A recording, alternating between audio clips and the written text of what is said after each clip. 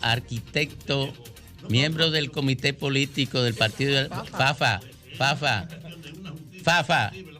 Fafa, espérate, déjame hacer, vamos a seguir el programa.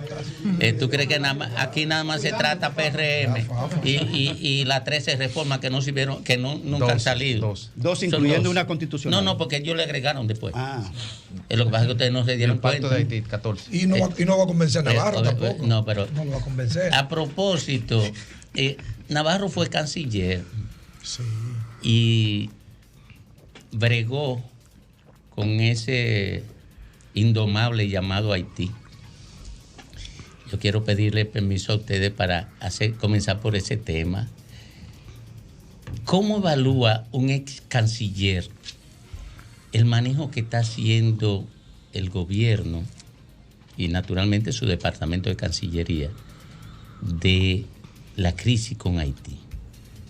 Bien, buenas tardes, Domingo. Muchísimas gracias a todo el panel por invitarme a este sol de la tarde. Pues yo te diría que son varias aristas que hay que abordar para referirse al tema de la relación con Haití. En el primer caso tendríamos que ver el manejo que ha dado el presidente Abinader al tema de la gestión de la frontera. Ahí me parece que ha cometido una serie de torpezas en el manejo de la frontera y el tema migratorio que llegaron hasta el nivel de él presentarse allá como un líder militar, hacer arenga a los cuerpos castrenses del país y movilizar en una exhibición sobredimensionada equipos y pertrechos, vehículos militares.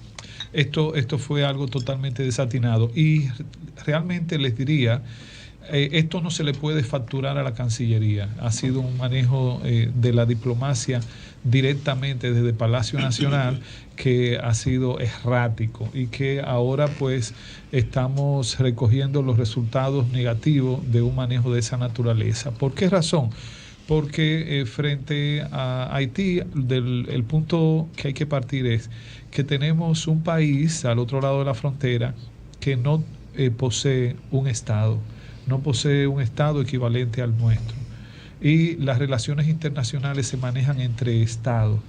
Y por tanto, cuando tú tienes una situación de degradación tal en el Estado haitiano, que no tienes un interlocutor institucional sólido, permanente, creíble, estable, entonces hay que cambiar la estrategia del manejo diplomático. Por un lado, enfocar mucho la relación de carácter oficiosa con los representantes de lo que pueda quedar de gobierno en Haití. Recordemos que en Haití no hay Congreso, no hay monopolio de la fuerza, no hay un ejecutivo no legítimo, sino simple y llanamente de facto. El poder judicial está casi totalmente desmantelado. Cuando tú ves ese panorama te das cuenta que no tiene un Estado contraparte. Y por eso es que tanto el tema del canal que se ha estado construyendo para el desvío del río Masacre, como el problema migratorio, entonces tiene que manejarlo con relaciones oficiosas, con aquellos sujetos que de alguna manera tienen incidencia, tienen algún tipo de poder en Haití.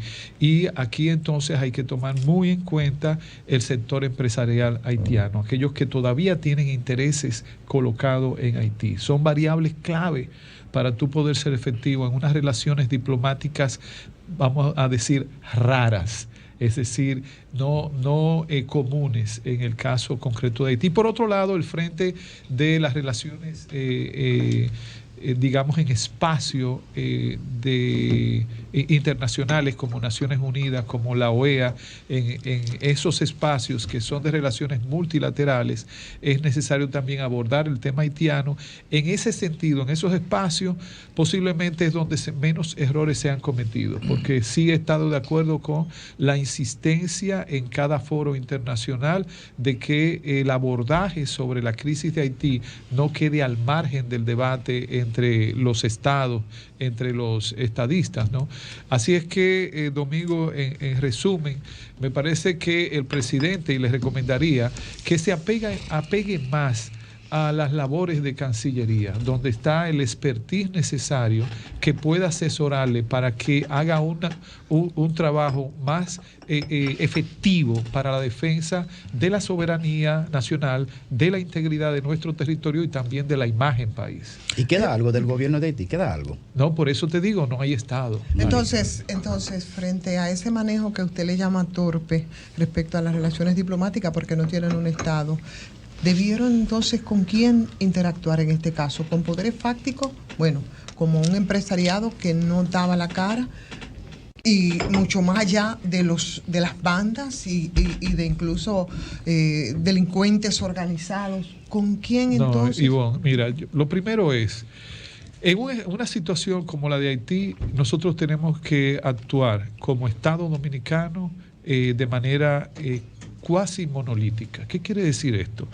Que el presidente debió sentarse ante una situación como la que se estaba presentando con los diferentes sectores de interés de República Dominicana. Primero, ponernos nosotros, unificarnos nosotros. Esa imagen que trató de crear de que un pacto aquí en República Dominicana para manejar el tema fronterizo fue a destiempo y además fue falso. Porque no es claro, porque no estaban presentes, no fueron parte de las fuerzas políticas de mayor incidencia. Pero fueron invitados. No, entonces, y además, déjame decirte, Federico, la cantidad de veces que se ha invitado a los diferentes sectores del país para un diálogo o un pacto nacional, lo que han puesto a uno es en ridículo, a hacer perder el tiempo. Y ustedes saben la estela de falsedades que se ha provocado, que hoy en día el Consejo Nacional o el Consejo Económico Social ha quedado prácticamente fuera de la jugada nacional en los debates públicos, porque lo mal usaron este gobierno y también nos hicieron perder el tiempo a nosotros. Pero por otro lado, yo les diría, también es necesario que el gobierno dominicano se siente con el empresariado que de alguna manera tiene intereses colocados en Haití. Porque es que cuando tú vas a tomar como gobernante una decisión bajo la mampara de la defensa nacional, de la soberanía nacional, tú tienes que medir bien cuáles son los reales intereses de República Dominicana para tú dar un paso. Esto no es cuestión de marketing, de imagen o de discursos que generan una sensación de que tú estás trabajando por el país. Tú tienes que real y efectivamente trabajar para el país. Y por tanto debemos ponernos al unísono nosotros como nación frente a una situación como esa. Lo segundo es, de aquel lado tienes que identificar los interlocutores viables, así sea el diálogo oficioso. En el gobierno haitiano hay personas que tienen incidencia, tú tienes que identificarlas. Es lo que queda del gobierno haitiano o lo que entendemos como gobierno haitiano. Pero también el empresariado haitiano, hay sujetos que son clave para que las acciones sean políticas, más cuando tú tienes un Estado que no tiene el monopolio de la fuerza. Claro. Entonces, por esa razón es que entiendo que esa acción del presidente fue repentista, posiblemente guiada más por asesoría de impacto de imagen que realmente de defensa de la nación. Ustedes hicieron ese levantamiento en el 2013 de la clase social, la clase empresarial en el 2013, a raíz de la crisis también que se creó por el tema de la sentencia. Sí, pero tú dices con respecto a Haití. Sí, claro, me refiero dentro de Haití, aunque había un gobierno más estable, pero habían diferentes sectores. Si hubo contacto con más sectores más allá del presidente. Pongamos los primeros en qué se hizo aquí. Okay. Ustedes recordarán que el gobierno del presidente Danilo Medina, ante una decisión del Constitucional de esa naturaleza que provocó un impacto a nivel internacional y en algunos sectores de aquí, ¿qué es lo primero que hace el presidente Danilo Medina? Convoca a todos los sectores de interés de República Dominicana para consultarlo, incluyendo a los líderes de oposición. Y unificó en gran medida al país en torno a qué ruta seguir. De ahí es que surge la ley que viene a dar respuesta para mitigar el impacto que podría tener en un sector de la población el que pudieran quedarse en la en 169-14. Sí, exactamente. No fue un invento del PLD. Fue el resultado de una cantidad de diálogos, de espacios que se abrieron para tomar una decisión como estadista. Y posteriormente, en el caso de Haití, para ese momento, Félix, la situación del gobierno, todavía había un Estado haitiano. O sea, había un interlocutor todavía, con todas sus debilidades, pero formal, legítimo, electo por el voto popular en Haití, y esa relación fue siempre formal en el ámbito de lo diplomático. Y tanto hubo respuesta del liderazgo político. ¿Y en qué falló entonces ahora con ese llamado? Porque recordamos, y está ahí, el presidente Luis Abinader hizo un llamado al liderazgo nacional, incluido el político, a raíz de los acontecimientos que se dio ahí en la frontera con el río Masacre, y hubo resistencia y negativa de ese sector. Entonces, ¿qué fue lo que falló? ¿Fue la forma? ¿Fue...? Porque se hizo el mismo Ivonne, la sobreactuación del presidente. ¿Cómo después que tú haces el espectáculo en la frontera, abriendo el pecho, utilizando a los cuerpos castrenses? Porque sí les digo una cosa, nosotros los políticos en democracia debíamos respetar los cuerpos castrenses, no utilizarlo como medio de publicidad. Cuando tú relajas con los cuerpos castrenses en democracia de esa manera, tú comienzas a abrir una ventana muy peligrosa para el Estado social y de derecho que establece nuestra Constitución. Y él cometió esa infantilada, él cometió esa torpeza y se fue adelante, hizo propaganda política en una coyuntura donde se avecinan unas elecciones. Entonces, después tú convocar a un diálogo o a un pacto a las diferentes fuerzas, tú has perdido mucha credibilidad. Ya la previsión que hay es que me vas a convocar para también utilizarme, así como utilizaste los cuerpos castrenses. O sea, que no fue que no se llamó, sino en el momento en que no, pero además, Iván, y también los mecanismos de tú convocar. Tú no puedes convocar por los medios de comunicación a las organizaciones políticas. Pero, oye, para mí tú estás haciendo un análisis de la formalidad como opositor. Ajá, sí. Que desconoce la dimensión del problema entre Haití y la República Dominicana. Es una realidad de que la ausencia de autoridad allá crea un problema en el país con el tráfico, que en la frontera lo que hay es un negocio de las propias autoridades de los haitianos, que no ha habido nunca un factor de diferenciación, y que es tan grave la cosa porque Estados Unidos, que no puede obviarse aquí, ha negado que ningún apoyo a Haití, y él que le está dando 44.000 millones a Ucrania y 75.000 a los israelitas, le ofreció de que 100 millones a los haitianos y no quiere que vaya nadie.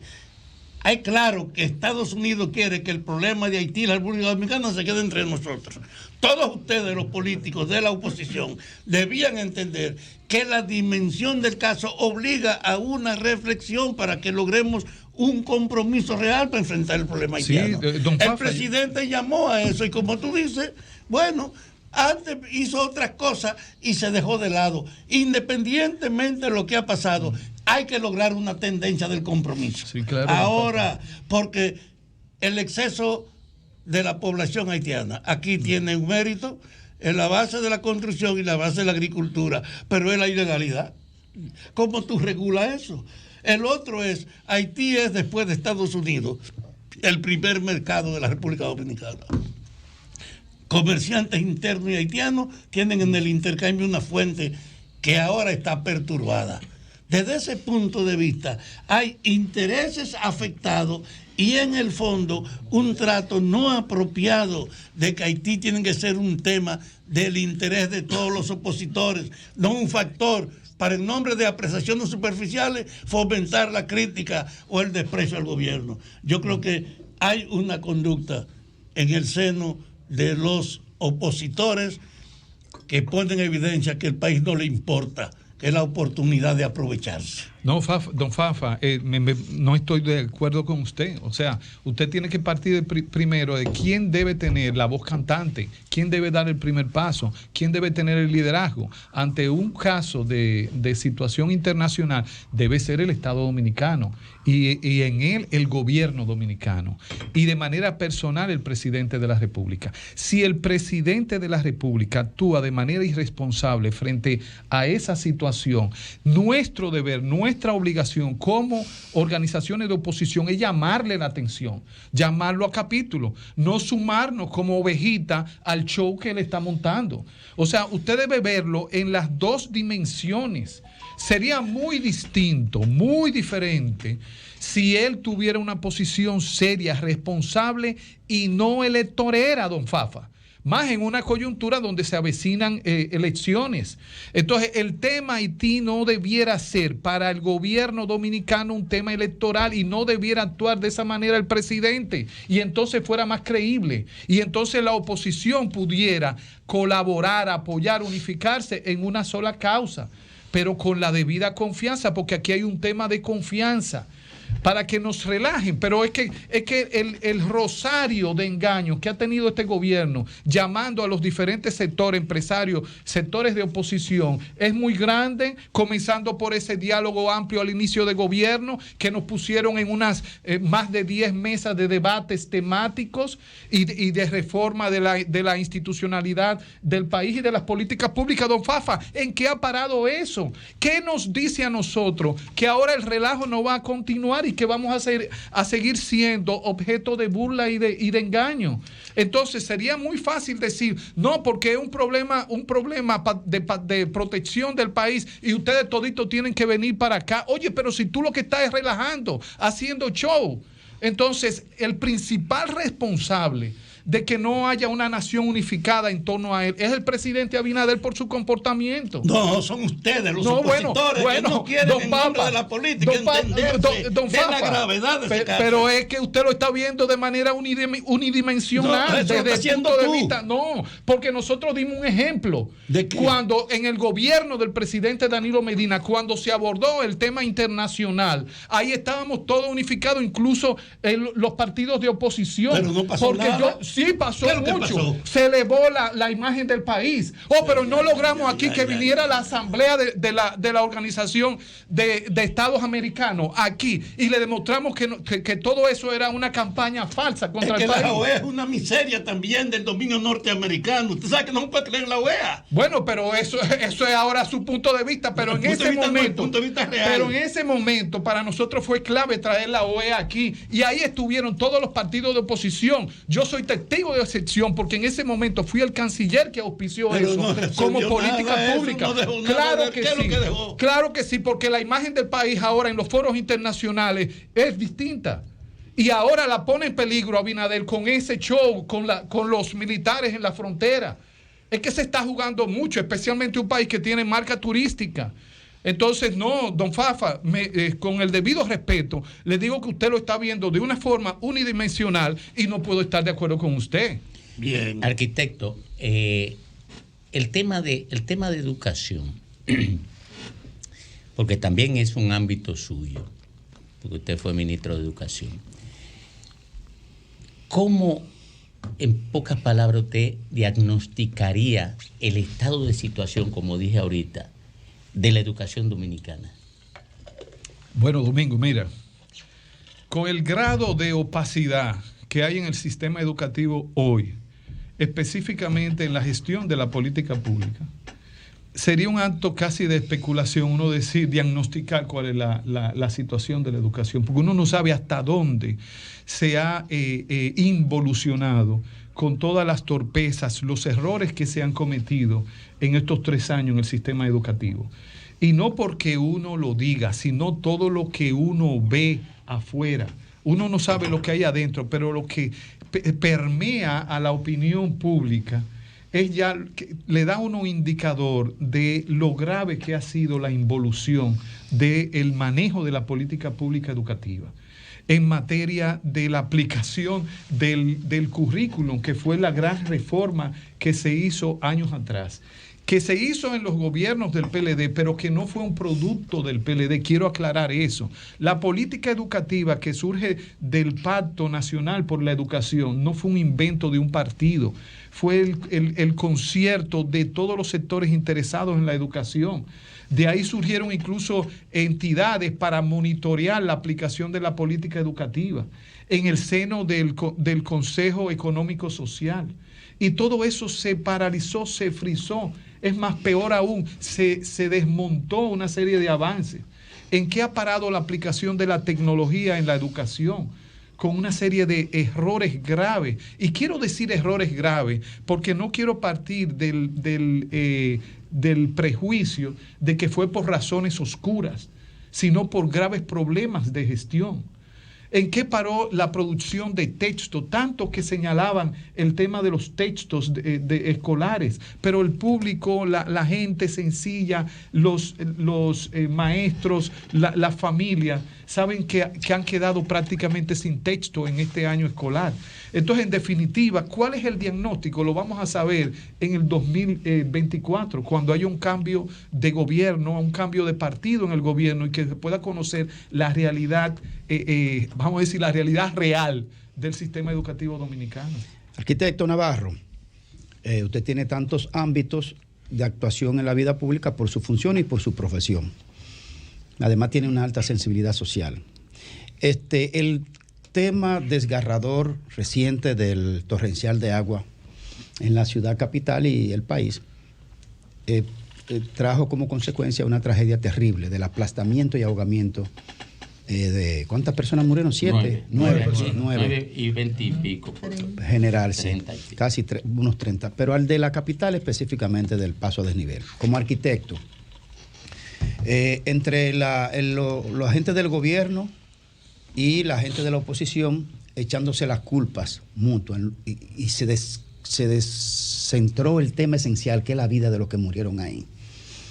En términos, como arquitecto que usted, ¿qué fue lo que pasó ahí? ¿Fue falla de diseño o realmente fue la situación de mantenimiento y la presión del agua? ¿Qué fue lo que pasó? Graimer, desde el punto de vista mío, escuchando todas las versiones, especialmente de los especialistas, los geólogos, los ingenieros estructuralistas, que han explicado la situación, el histórico, desde finales de los 90, con respecto a esa obra, queda evidenciado que ahí hubo problemas en el diseño de la cobertura de ese corte que se hizo para el paso a desnivel. No problema en el diseño en sí mismo, sino que el diseño que se colocó no era el que correspondía para un muro cobertor. No es un muro de contención, sino estético, de cobertura de la superficie del corte, de la superficie terrestre. Esa es una de las variables que explican la situación. Pero otra variable es el drenaje pluvial. Esa variable que es la que, al no estar debidamente canalizadas las aguas, entonces se concentraron y ejercieron ahí una fuerza que era muy superior a la fuerza para la cual estaba diseñado el muro. Y la otra variable es el mantenimiento y el monitoreo, la fiscalización sistémica que debe darse en obras de esa naturaleza. Entonces son esas tres variables. Por eso que la conclusión, en definitiva, para ser objetivo, para ser, digamos, equilibrado, es que es una responsabilidad de Estado, o sea, de los diferentes gobiernos. Ahí debemos todos asumir responsabilidad porque estamos frente a un drama que se concentra en unas cuantas familias que fueron las dañadas directamente, pero que pudo haber sido cualquiera de nosotros. Pero el ingeniero Malagón ha dicho, perdóname, Andrés Navarro, el ingeniero Malagón ha dicho en estos días que es más fácil mover la ciudad de la capital que hacerle el alcantarillado, el drenaje correspondiente. Hacer otra ciudad. ¿Cuántos drenajes efectivos tiene el distrito. No, lo que pasa, pero de lo que tú me estás hablando es de, como diríamos, ejes de drenaje. Pero cuando hablamos del drenaje de una ciudad, es decir, el sistema de alcantarillado pluvial, vamos a llamarle tal como debe llamársele, sistema de alcantarillado pluvial, eso como sistema es mucho más que tú tener varios túneles o tuberías que drenen parte de las aguas de la ciudad. Un sistema de drenaje pluvial de una ciudad va desde las obras más sencillas, que son los contenes. La gente piensa que los contenes es para a lo mejor algo estético, no, es determinante porque es la primera captación de la escorrentía de agua cuando llueve en la superficie. Después están las alcantarillas e invernales, que son cámaras subterráneas. Están obras tan simples como los badenes, las mismas cañadas, o sea, las cuencas naturales hidrográficas de la ciudad son parte del drenaje. Y están entonces las tuberías de gran captación de volúmenes de agua, que pueden tener diferentes, 24 pulgadas, 48 pulgadas, pueden haber incluso túneles como el que tenemos en la Núñez de Cáceres, por donde cabe un camioncito, un camión de carga, ¿no? Entonces, todo ese complejo de infraestructura interconectada adecuadamente en función a la topografía de la ciudad, en función a los lugares de descarga. Nosotros tenemos una gran ventaja por un lado porque somos una ciudad costera, entonces ahí tenemos un frente marítimo que está precisamente en el punto más bajo topográfico de la ciudad, pero tenemos dos cuencas hidrográficas, una en el norte y otra en el este de la ciudad. Navarro, es que el presidente Abinader ha dicho como que le es imposible al Estado hacer el drenaje. No, lo que pasa es que es lo que es imposible en un gobierno hacerlo en 4 años. Por eso es que esas son de las infraestructuras que deben ser de Estado, no de gobierno. Y no puede ser atribuida a un ayuntamiento. Entonces, ¿qué es lo que han hecho los demás países? Que los sistemas o los sistemas de drenaje pluvial se van construyendo, se van instalando como políticas de largo plazo, gobierno tras gobierno, sin detenerlas. Porque pensemos en una infraestructura como la carretera Duarte. ¿Cuánto hizo el PLD? No se salga de la capital todavía. ¿Cuánto ha hecho el PLD aquí? Drenaje. Bueno, no te puedo decir. El alcantarillado se mide por metros lineales y también por metro cúbico en términos de capacidad, ¿no? Pero en términos de colocación de alcantarillado, de infraestructura, ya sean contenedores, ya sean tuberías. No me refiero a arquitecto, pero perdón, en línea para reforzar lo que tú dices, se percibe, por decirlo de alguna forma, que esos grandes rezagos en materia de obras de esta naturaleza estaban ya pendientes al momento del presidente Abinader tomar. Pues hay un rezago acumulado. Claro que sí, Federico, claro que sí. Entonces, a este gobierno, claro está, en 3 años no se le puede atribuir que la ciudad no tiene Ahora, la pregunta es, ¿continuó la instalación de infraestructura que se venía desarrollando en este gobierno? ¿Continuó eso? Esa es la pregunta clave, porque aquí de lo que se trata no es de si tú hiciste o no hiciste, es si tú determinadas políticas públicas las continuaste. Por ejemplo, quiero poner una infraestructura. ¿Y en esa dirección entonces empezaron a implementarse políticas para resolver el tema del drenaje? Claro, porque es que se viene en una trayectoria, déjeme decirle. En el caso de la carretera, ¿quién hizo la carretera Duarte? La que nos une a Santo Domingo con Santiago. Eso viene desde ahí se hace un trazado similar, o sea, vamos a decir en la dirección que está ahora. Y lo que hay ahí hoy en día es de esa época. No, gobierno tras gobierno le ha ido agregando valor a esa vía que es estratégica. De hecho, el actual gobierno está continuando esa acción. Eso es lo que se debe hacer con el drenaje pluvial de Santo Domingo. Es decir, gobierno tras gobierno, esa política de instalación de... ¿Pero cuánto hizo el PLD, arquitecto, así de los grandes que bajan para el mar? Yo te voy a pedir, Graimer, que invites aquí a una figura como Alejandro Montaz. Arquitecto. Claro, pero quien gestionó parte de esa política y trabajó con el tema de drenaje sanitario, pluvial de la ciudad, es el que puede dar los datos, porque la pregunta es muy digamos, específica de cuánto se hizo. Ya en un dato como ese, debe darlo alguien que tiene no solamente la preparación, sino que tuvo la experiencia de gestionar la política. Precisamente hablando de política, con usted no solamente podemos hablar ni de diplomacia, ni de urbanismo, también tenemos que hablar de política, de cómo está la situación actualmente en el Distrito Nacional a la luz de los plazos que se cierran y que se han solicitado prórroga en el caso del PLD, me parece. ¿Cómo están los números a la luz de las encuestas que se están poniendo? ¿Y cuál es el panorama que pinta febrero y mayo? Bueno, mira, aquí en el Distrito Nacional, Federico, el PLD está encendido. Está encendido con una de sus grandes ¿Pero porque estrellas. ¿Se está quemando? ¿O? No, pero espérate, papá, déjame terminar. Claro. Está encendido con una de sus grandes estrellas. Ese se llama Domingo Contreras.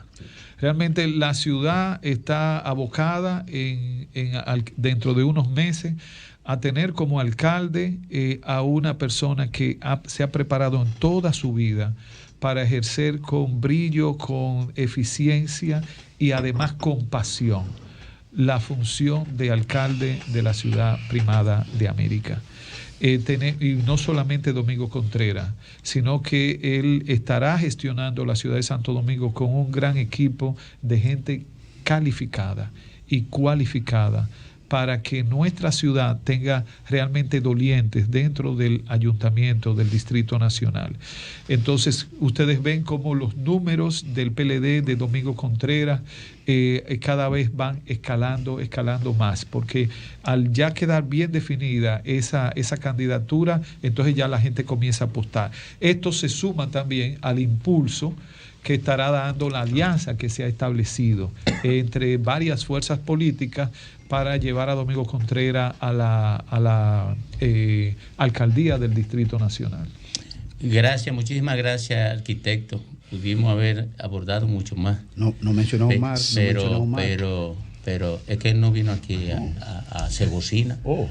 Pero de domingo sí. Invita a tu gente que venga a hacer bocina. O haga la pregunta. ¿Y por qué no hace la pregunta de Omar? No, él sabe por qué. Porque él sabe que el PLD trazó la línea de promover al PLD. Y él lo sabe. Ahora. Pero Omar se ha echado a Domingo de la mano. No, eso no es así. Son dos candidatos. ¿Por qué tú no invitas a la gente de la Fuerza del Pueblo para que le haga esa pregunta?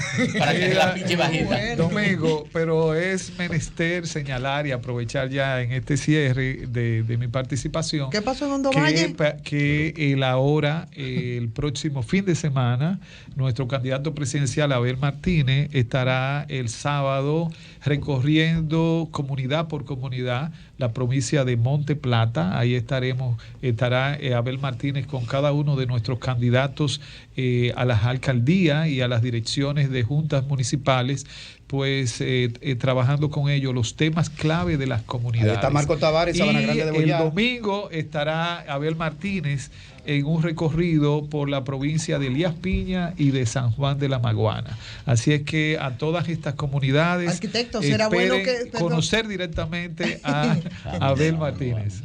Vámonos, no, gracias. Va para Elías Piña, debería llegar a Hondo Valle a ver qué es lo que pasó, porque ahí renunció a la candidata a la alcaldía. Sí, pero ahí ahora va a haber una gran carta de presentación. Gracias.